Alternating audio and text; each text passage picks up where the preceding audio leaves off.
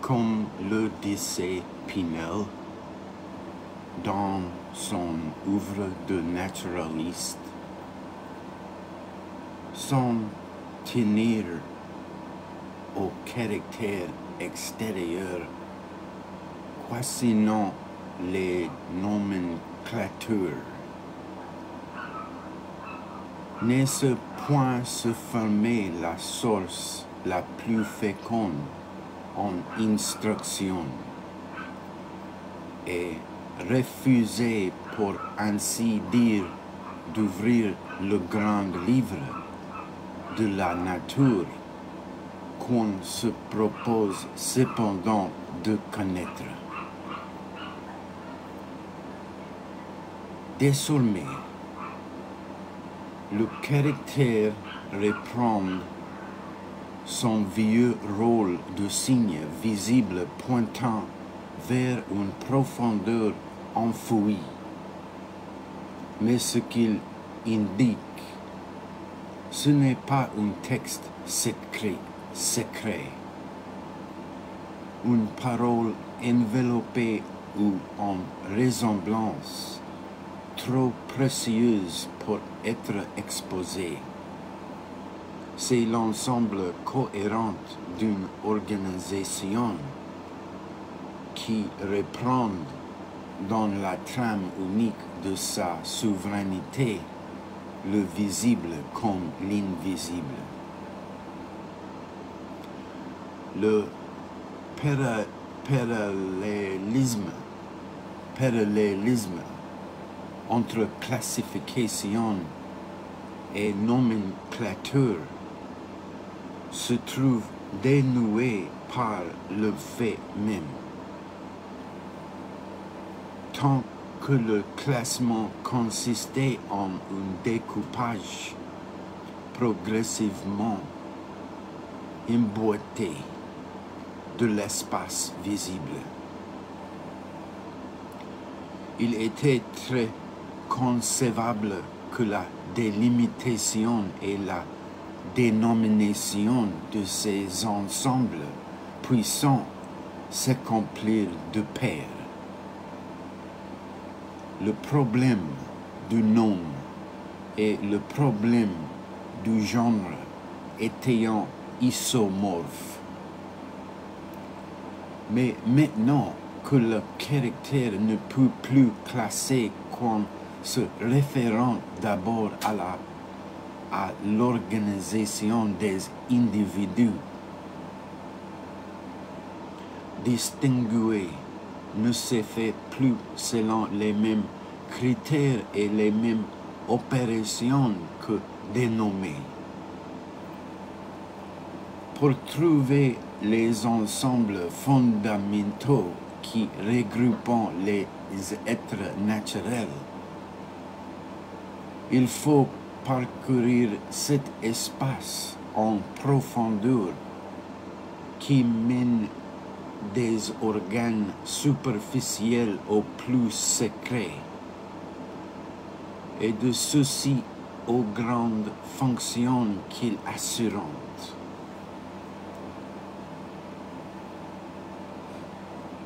Une bonne nomenclature, en revanche, continuera à se déployer dans l'espace, plat de tableau. À partir des caractères visibles de l'individu, il faudra parvenir à la case précise où se trouve le nom de ce genre et de son espèce. Il y a une distorsion fondamentale entre l'espace de l'organisation et celui de la nomenclature, ou plutôt, au lieu de se recouvrir exactement, ils sont désormais perpendiculaires l'un à l'autre. et à leur point de jonction se trouve le caractère manifeste.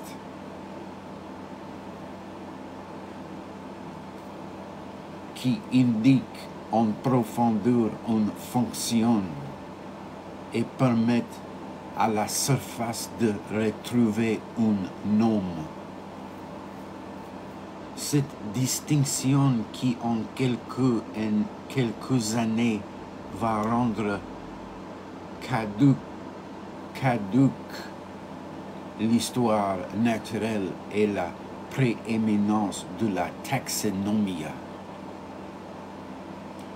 C'est au génie de Lamarck qu'on la doit. Dans le discours préliminaire de la flore française, il a opposé comme radicalement distinctes les deux tâches de la botanique. La détermination qui applique les règles de l'analyse et permet de retrouver le nom par le simple jeu d'une méthode binaire où tel caractère est présent dans l'individu qu'on examine. Et il faut chercher à le situé dans la partie droite du tableau, où il n'est pas présent, et il faut chercher dans la partie gauche. Ceci jusqu'à la détermination dernière et la découverte des rapports réels de ressemblance qui suppose l'examen de l'organisation entière des espèces, le nom et les genres, la désignation et la classification. Le langage et la nature cessent d'être entrecroisés de pleine droite. L'ordre des mots et l'ordre des êtres ne se recoupant plus qu'en une ligne artificiellement définie. Leur vieille appartenance qui avait fondé l'histoire naturelle à l'âge classique et qui avait conduit d'un seul mouvement la structure jusqu'au caractère, la représentation jusqu'au nom et l'individu visible, jusqu'au genre abstrait, commence à se défaire.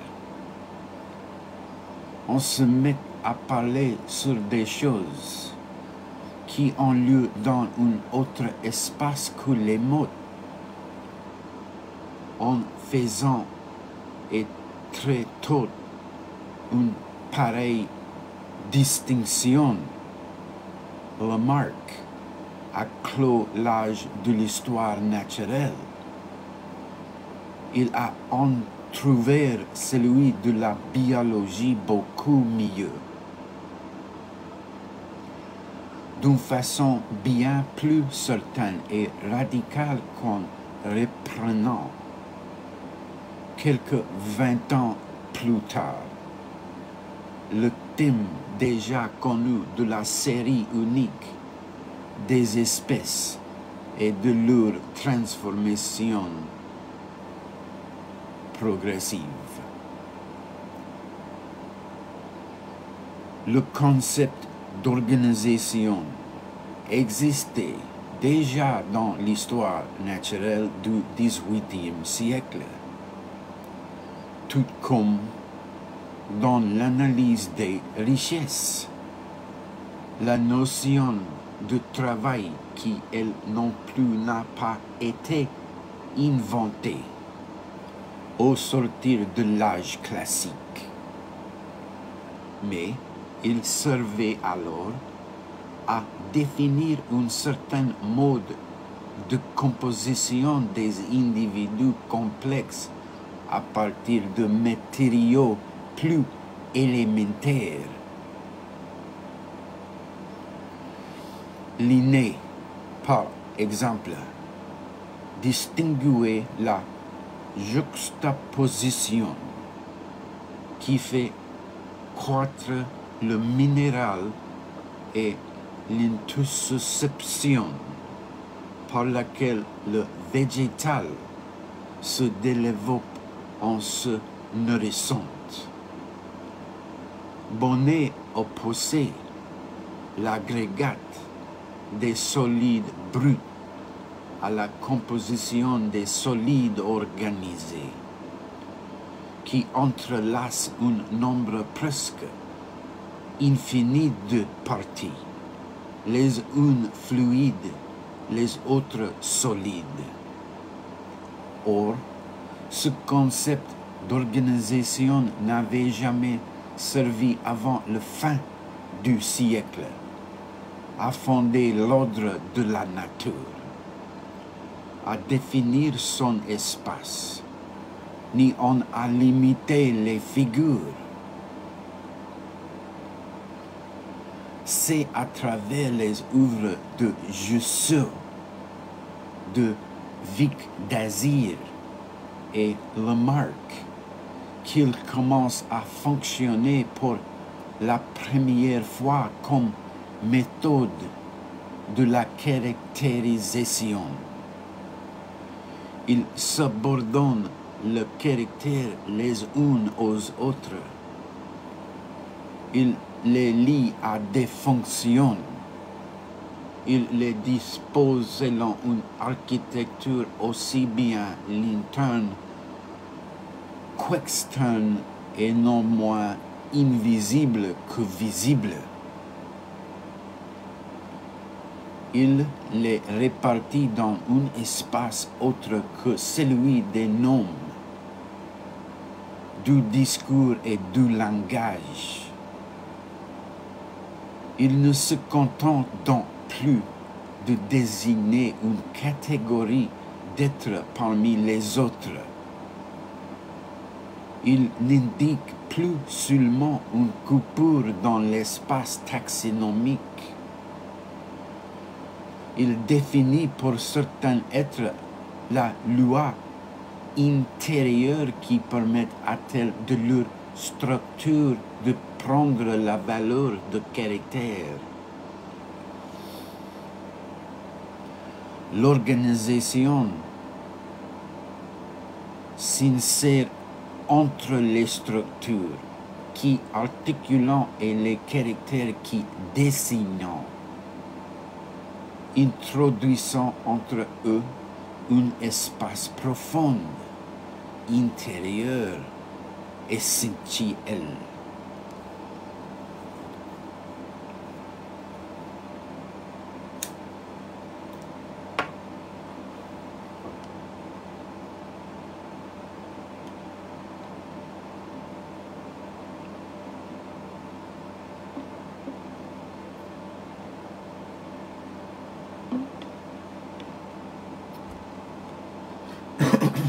Cette mutation importante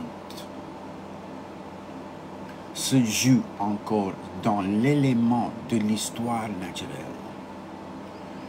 Elle modifie les méthodes et les techniques d'une taxinomie. Elle n'en récuse pas les conditions fondamentales de possibilité.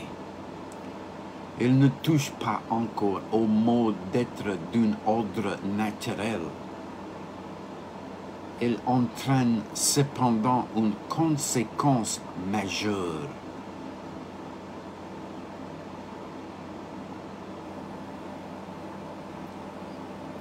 La radicalisation du partage entre organique et inorganique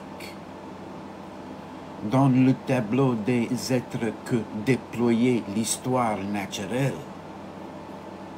L'organisé et le non-organisé ne définissaient rien de plus que deux catégories.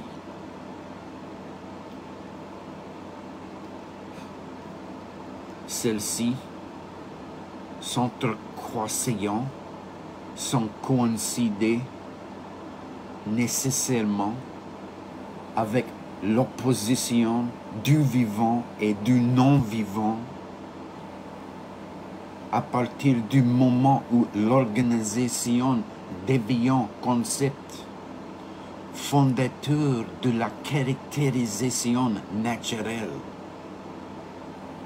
et permet de passer de la structure visible à la désignation. Elle doit bien cesser de n'être elle-même qu'un caractère.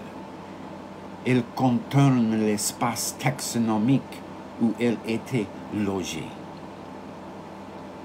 Et c'est elle à son tour qui donne lieu à une classification possible.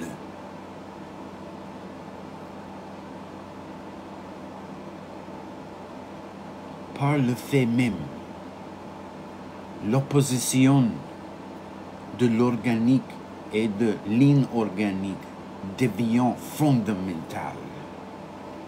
C'est en effet à partir des années 1775 to 1795 que la vieille articulation des 3 ou 4 règnes disparaît. L'opposition des deux règnes, organique et inorganique, ne la remplace pas exactement. Elle le rend plutôt impossible en imposant un autre partage, à un autre niveau et dans un autre espace.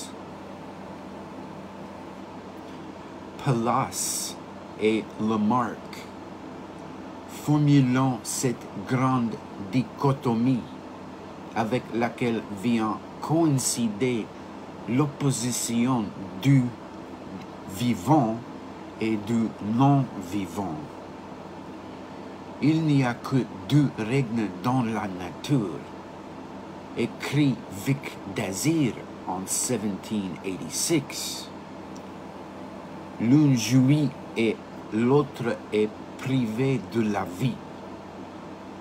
L'organique devient le vivant et le vivant. C'est ce qui produit, croissant et se reproduisant.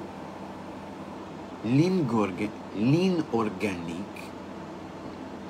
c'est le non-vivant. C'est ce qui ne se développe ni ne se reproduit. C'est aux limites de la vie. L'inerte et l'inféconde, la mort.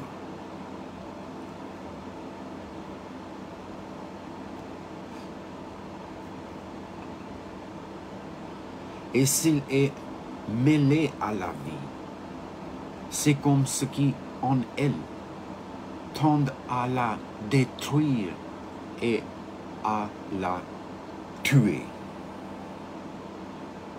Il existe dans tous les êtres vivants 2 forces puissantes, très distinctes et toujours en opposition entre elles, de telle sorte que chacune d'elles détruit perpétuellement les effets que l'autre parvient à produire.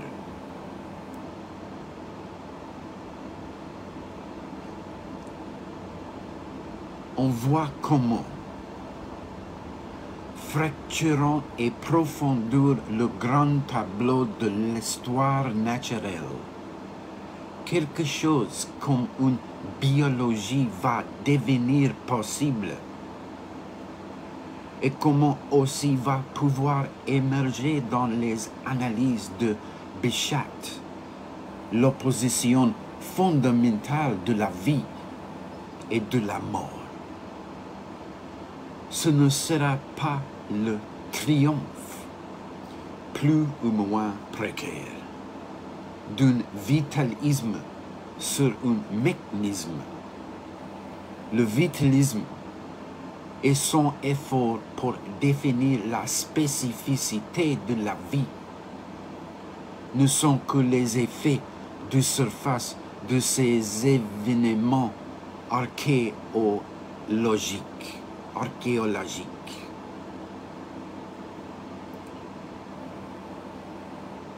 Part 4. La flexion des modes.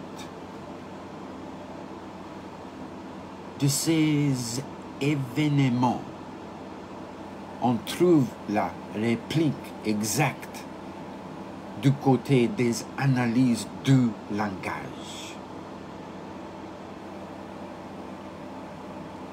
Mais sans doute ont-elles une forme plus discrète et aussi une chronologie plus lente. Il y a à cela une raison et c'est à découvrir. C'est que durant tout l'âge classique, le langage a été posé et réfléchi comme discours, c'est-à-dire comme analyse spontanée de la représentation.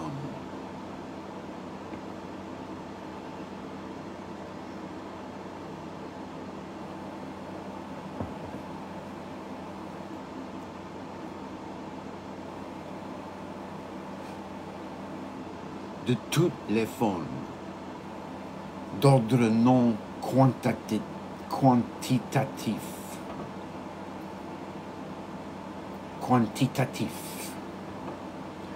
de toutes les formes d'ordre non quantitatif, il était le plus immédiat, le moins concerté, le plus profondément lié au mouvement propre de la représentation.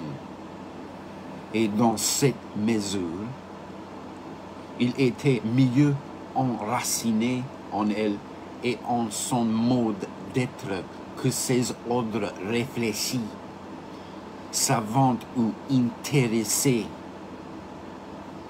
que fondant la classification des êtres ou l'échange des richesses.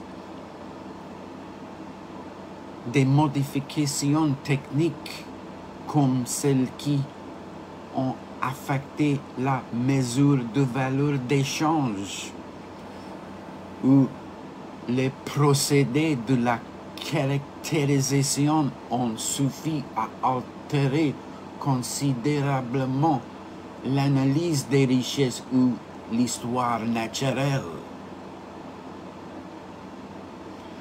Pour que la science du langage subisse des mutations aussi importantes, il a fallu des événements plus profonds, capables de changer, dans la culture occidentale, jusqu'à l'être même des représentations. Tout comme la théorie du nom au XVIIe et au XVIIIe siècle se logeait au plus près de la représentation et par la commander jusqu'à un certain point. L'analyse des structures et du caractère dans les êtres vivants, celle du prix et de la valeur dans les richesses, de la même façon, à la fin de l'âge classique. C'est elle qui subsiste le plus longtemps, ne se défaisant que sur le tard au moment où la représentation elle-même se modifie au niveau le plus profond de son régime archéologique. Jusqu'au début du XIXe siècle, les analyses du langage ne manifestant encore que peu de changements. Les mots sont toujours interrogés à partir de leur valeur représentative comme élément virtuel du discours qui leur prescrit à tout un même mode d'être.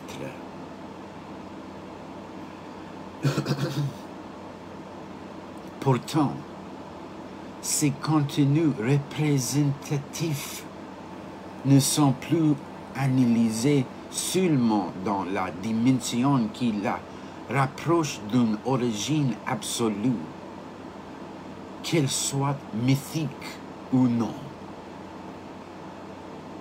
Dans la grammaire générale, sous sa forme la plus pure, tous les mots d'une langue étant porteurs d'une signification plus ou moins cachée, plus ou moins dérivée, mais dont la primitive raison d'être résidait dans une désignation initiale. Toute langue, aussi complexe qu'elle fût, se trouvait placée dans l'ouverture ménagée une fois pour toutes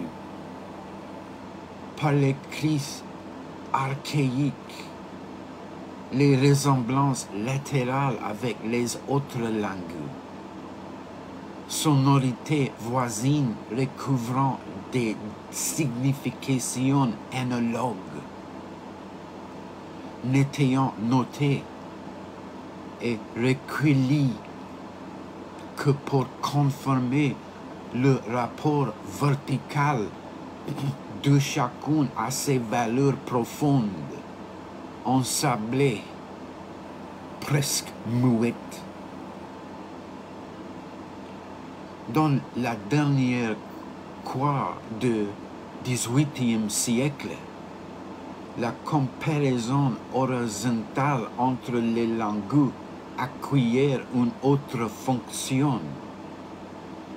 Elles ne permettent plus de savoir ce que chacune peut emporter de mémoire ancestrale.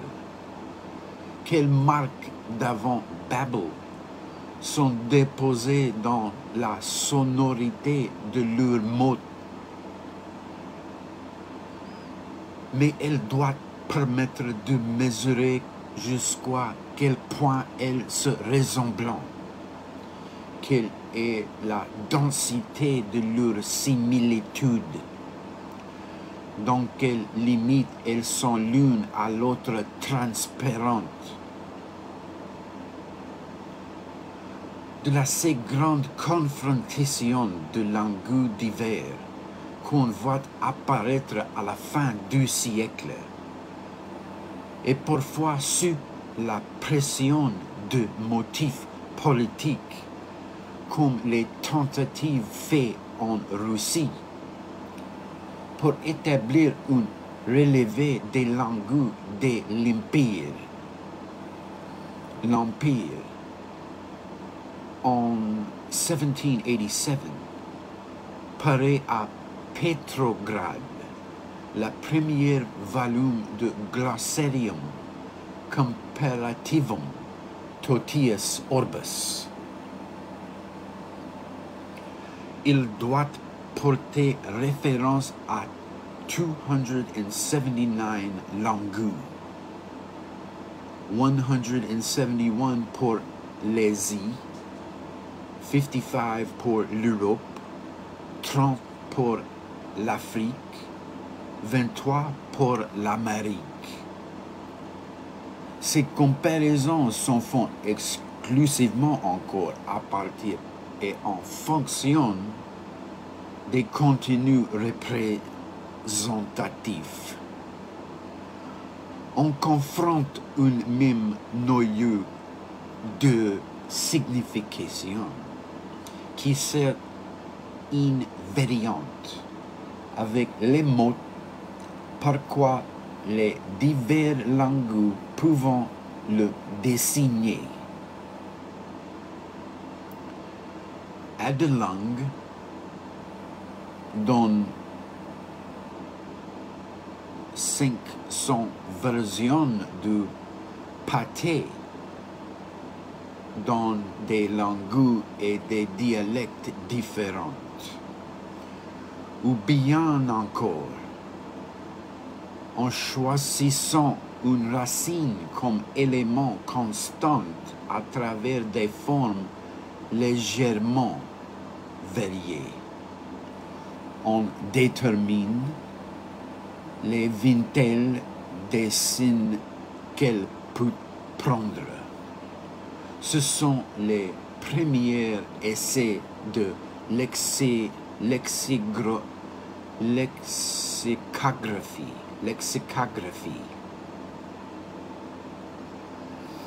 comme celle de Bouthet de la Sarthe.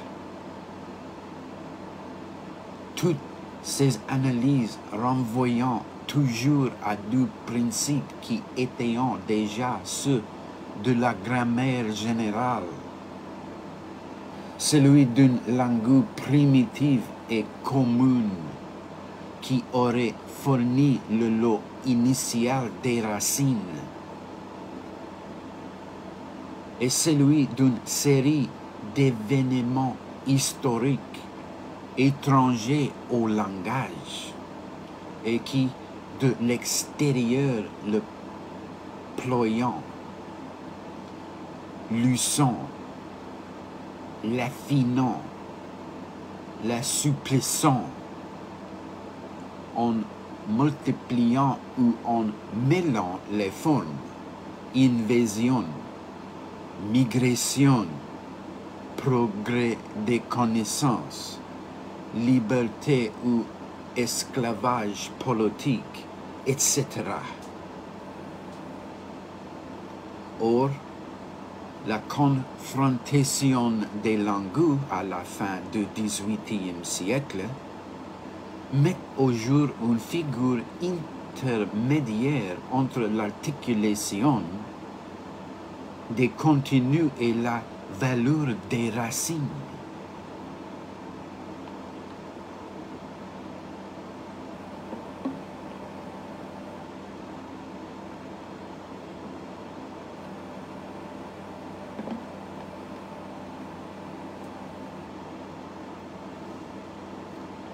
Il s'agit de la flexion. Certes, la grammairienne connaissant depuis longtemps les phénomènes flexionnels, tout comme en histoire naturelle, on connaissait le concept d'organisation avant Pallas ou Lamarck, et en économie le concept du travail avant Adam Smith.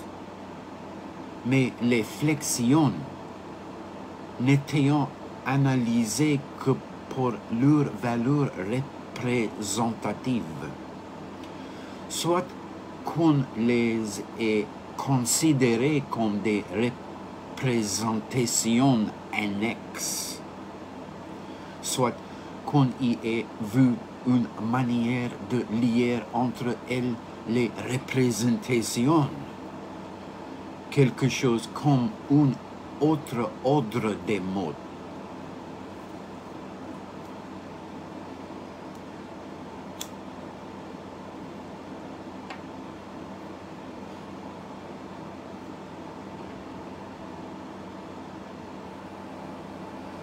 Mais lorsqu'on fait comme Cordeau et William Jones, la comparaison entre les différentes formes du verbe être en sanskrit et en latin ou en grec, on découvre un rapport de constance qui est inverse de celui qu'on admettait couramment. C'est la racine qui est altérée et ce sont les flexions qui sont analogues. La série sanskrite asmi, asi, asti, smas, sta, senti correspondent exactement, mais par l'analogie flexionnelle à la série latine sum, e, sumus, estis, sunt. Sans doute, Cordo et Anquetil Duperron, restant au niveau des analyses de la grammaire générale, quand le premier voyait dans ce parallélisme les restes d'une langue primitive.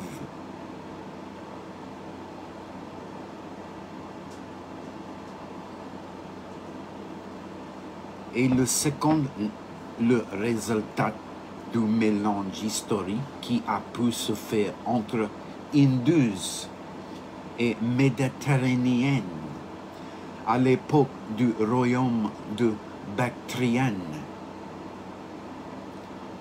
Mais ce qui était en jeu dans cette conjugation comparée, ce n'était déjà plus le lien entre syllabes primitives et sens premières.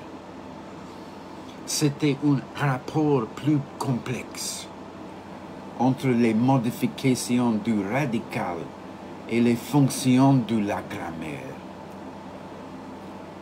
On découvrait que dans deux langues différentes, il y avait un rapport constant entre une série déterminée d'altérations formelles et une série également déterminée de fonctions grammaticales, de valeurs syntactiques ou de modifications de sens.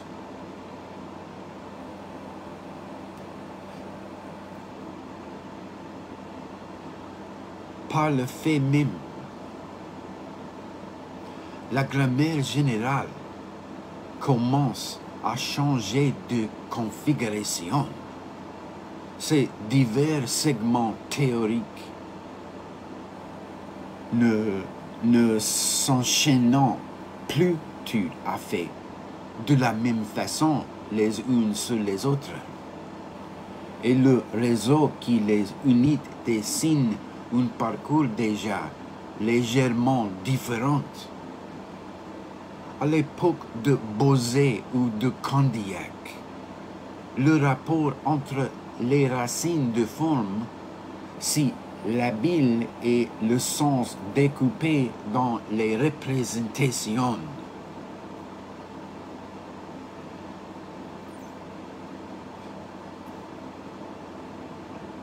Ou encore le lien entre le pouvoir de désigner et celui d'articuler était assuré par la souveraineté d'un homme. Maintenant, un nouvel élément intervient du côté du sens ou de la représentation.